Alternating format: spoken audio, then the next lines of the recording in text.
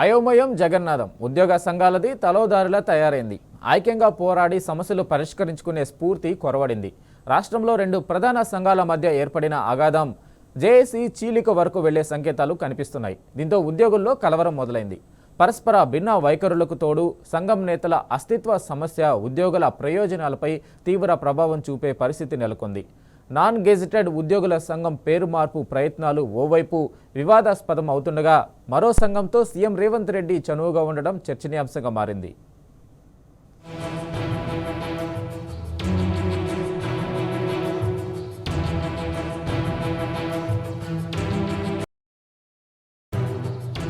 తెలంగాణ ఉద్యమంలో కీలక భూమిక పోషించిన టీఎన్జీఓ, టీజీఓ సంఘాలు నువ్వా నేనా అన్న రీతిలో గల్లాలు పట్టుకునే పరిస్థితి ఏర్పడింది. తెలంగాణ నాన్ గెజిటెడ్ ఆఫీసర్ సంఘం పేరు మార్పు అంశం ఈ రచ్చకు తెరలేపింది.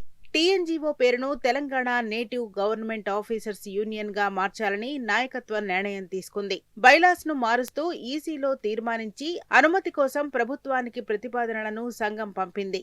దాంతో గెజిటెడ్, నాన్ గెజిటెడ్ అధికారులను ఒకే గొడుగు కిందకు తేవాలన్నది టీఎన్జీఓ సంఘం భావిస్తోంది. సంఘంలో గెజిటెడ్ ఆఫీసర్లకు సభ్యత్వం ఇవ్వాలన్నది టీఎన్జీఓల వ్యూహం. టీఎన్జీఓ ప్రమాదమన్నది తెలంగాణ గెజిటెడ్ ఆఫీసర్ సంఘం నాయకుల అభ్యంతరం. అందుకే టీఎన్జీఓల సంఘం తీవ్రంగా ఆక్షేపిస్తోంది.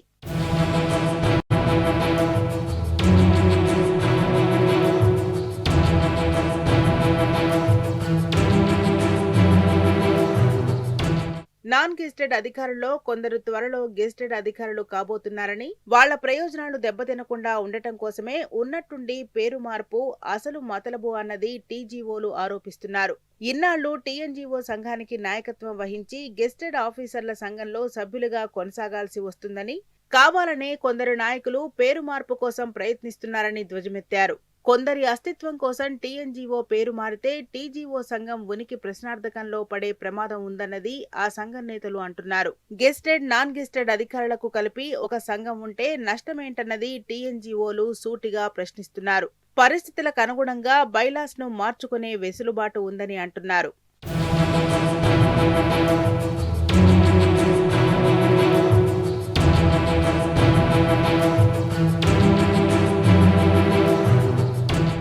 5 డీఏలు పెండింగ్ లో ఉన్నాయి.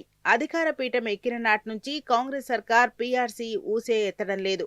అన్నీ కలిపి ఉద్యోగులకు 11,000 కోట్ల రూపాయల బకాయి ఇప్పటికీ విడుదల చేయలేదు. పాత పెన్షన్ విధానంపై పాలకులు ఇంకా ఎలాంటి నిర్ణయం తీసుకోలేదు. 50కి పైగా సమస్యలు ఉద్యోగులను పట్టిపీడిస్తున్నాయి. డిమాండ్ల సాధన కోసం కృషి చేయాల్సిన ఉద్యోగ సంఘాలు కొట్టుకు చేస్తున్నాయి. సచివాలయంలో ఇటీవల జరిగిన డైరీ ఆవిష్కరణ కార్యక్రమంలో సీఎం రేవంత్ సమక్షంలోనే 2 సంఘాల నేతలు గొడవకు దిగడం చర్చనీయాంశంగా మారింది. పెండింగ్ లో ఉన్న 5 డీఏల్లో ప్రభుత్వం కేవలం 1 డీఏ మాత్రమే విడుదల చేయడంపై ఒక సంఘం బాహాటంగా అసంతృప్తిని వెళ్లగక్కింది. సీఎం రేవంత్ అండతో మరో సంఘం నేతలు డీఏ విడుదలపై ప్రశంసల వర్షం కురిపించారు.